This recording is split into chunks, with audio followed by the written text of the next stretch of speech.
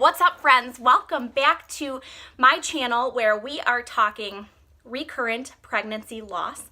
Those of you who know me know that I have had 2 losses at the halfway pregnancy point in the past year, one at 18 weeks and one at 22 weeks.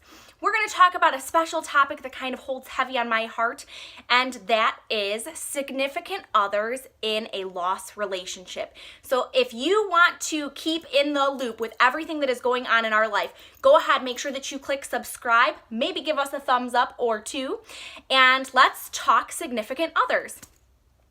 My husband Nathan and I have been married for the past 1.5 years. We got married in July 2017 and found out that we were pregnant shortly after in September. We lost our first child right after Christmas in 2017. And let me tell you, the holidays coming up now are very, very sad, tricky, frustrating, all the things that you would think of when you're grieving somebody that you love. My husband has been with me since day one when we're talking about trying to conceive pregnancy and our losses.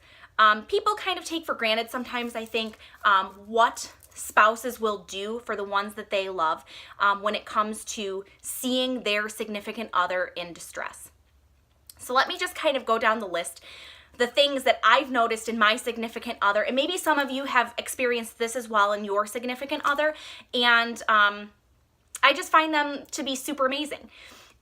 First off, when we heard the words, "I'm sorry, there's no heartbeat," the first time, my husband was the one who, first off, made the phone calls to our family.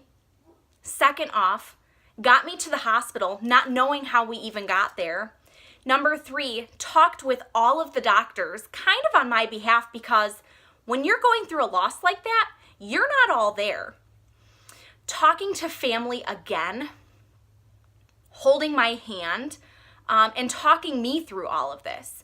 If you followed some of our journey before, you know that once we did get to the hospital with both of our losses, we were induced and we delivered vaginally. So at 18 weeks with our first loss, Mary, we were in labor for 4 hours. And our second loss, Dottie, at 22 weeks, I was in labor for 16 hours.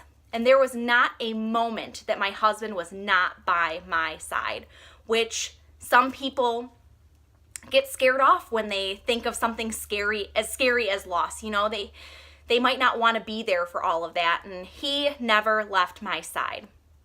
When we got to our second loss, that was so hard because we were a little bit further along.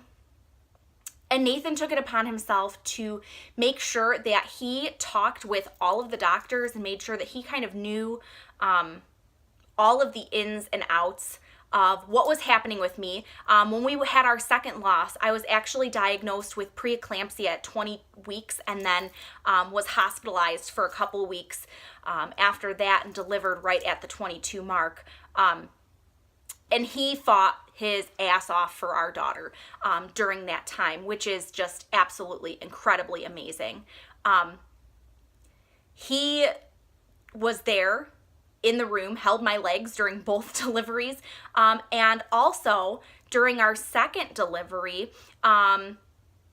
once the baby came out, I went into complete shock and lost all of my reflexes.